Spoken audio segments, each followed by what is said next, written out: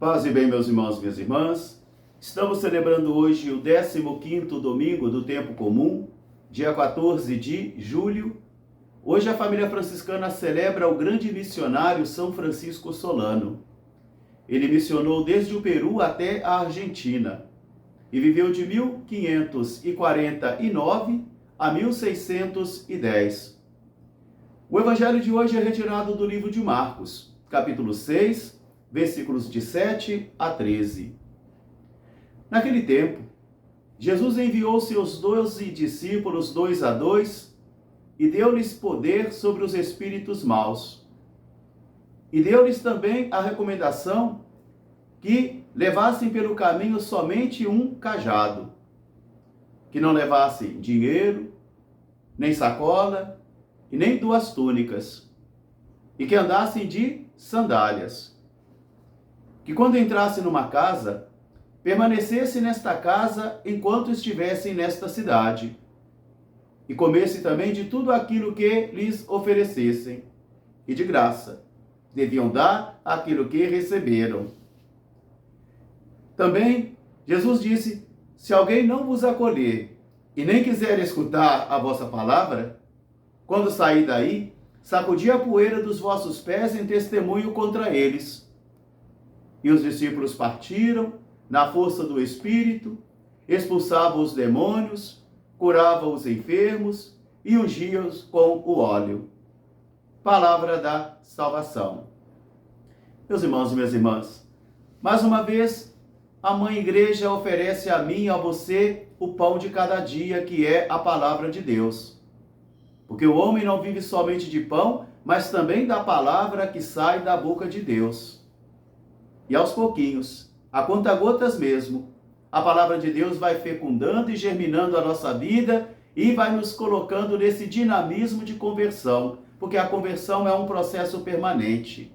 Não existe uma conversão estática, mas ela é um processo de, uma vez ela está alta na fé, outra vez ela está baixa na fé, mas mesmo assim eu e você precisamos percorrer o nosso caminho, mesmo experimentando as nossas debilidades, as nossas fraquezas, e afirmando com o apóstolo Paulo: às vezes não faço o bem que quero e acabo fazendo o mal que eu não quero.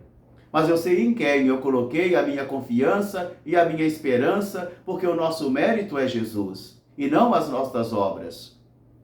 Hoje é a primeira leitura de Amós, onde Amós está se contrapondo à profecia profissional, àqueles profetas que são pagos, que vivem da profecia e que falam somente aquilo que agrada ao ouvido das autoridades.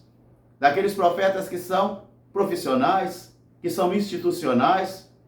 Por isso, quando o profeta Amazias vai dizer a Amós: saia daqui, profeta, vai profetizar e ganhar seu pão em outro lugar, porque aqui é a cidade do rei, o templo do rei, já nem é mais a cidade de Deus e nem o templo de Deus, mas é a cidade do rei e o templo do rei.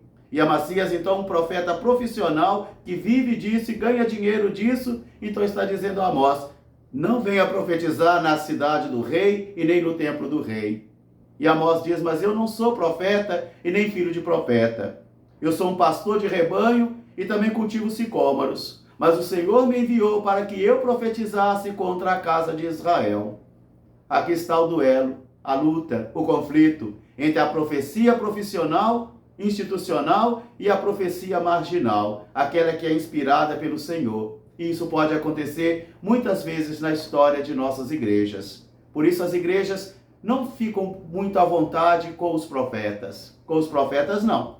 Somente aqueles profetas que dizem assim: Deus está curando seu joelho, Deus está fazendo isso. Agora aquele profeta que denuncia e que anuncia, ele não é muito agradável aos ouvidos, não.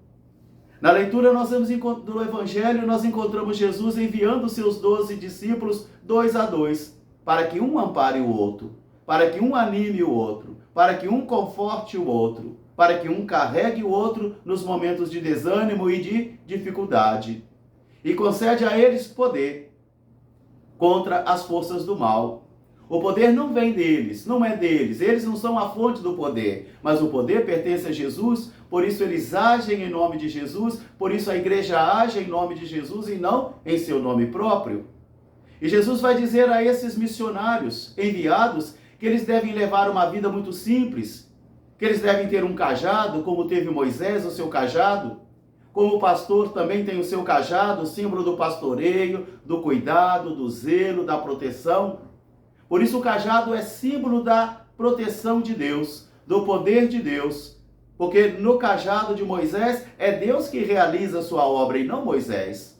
É Deus que realiza as suas grandes obras e não Moisés. O cajado, então, é símbolo do poder de Deus, da proteção de Deus. Por isso, o missionário deve levar somente o cajado. Não confiar na força do dinheiro, não confiar na força da comida, não confiar na força das vestes bonitas. Nada disso é essencial. É importante, mas não essencial, porque dinheiro não vai evangelizar. Roupa bonita não vai evangelizar. Excesso de comida não vai evangelizar.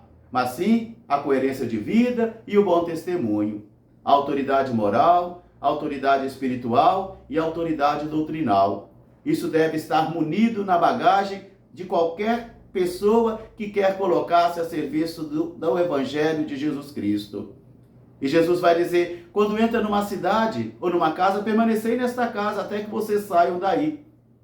E se alguém não quiser escutar a vossa palavra e nem vos receber, sacudi a poeira dos vossos pés em testemunho contra eles, porque eles não acolheram a vossa palavra, consequentemente não escutaram a minha palavra e consequentemente não escutaram a palavra daquele que me enviou. Porque quem escuta a vocês, escuta a mim. E quem escuta a mim, escuta ao Pai. Assim é a palavra de Deus. Os discípulos saíram na força do Espírito, saíram protegidos pelo poder de Deus e enfrentavam o mal, expulsavam o mal, curava as enfermidades e também ungia com o óleo, na força do Espírito e sobre a autoridade de Jesus de Nazaré, mas levando uma vida humilde, confiando somente no poder de Deus. A segunda leitura de hoje, um hino bonito, um hino cristológico, onde Paulo vai louvar ao Pai pela presença de Jesus, tudo a partir de Jesus. Tudo em Cristo, com Cristo e por Cristo. E Paulo vai cantar então ao Pai o seu louvor pela grande obra maravilhosa que ele realizou. Bendito seja o Pai de nosso Senhor Jesus Cristo, o Deus de todas as obras, de todas as ações, que edificou a nossa vida e a nossa história em seu Filho Jesus. É em Jesus que nós fomos resgatados, é em Jesus que nós fomos salvos, e é por Jesus que nós agimos, e é em Jesus que nós vivemos, nos movemos, de tal modo que quer vivamos e quer morramos, vivemos para Cristo e morremos para Cristo. O apóstolo apresenta hoje a centralidade de Cristo, o senhorio de Cristo. E a igreja não tem outro Senhor. A igreja não tem outro centro.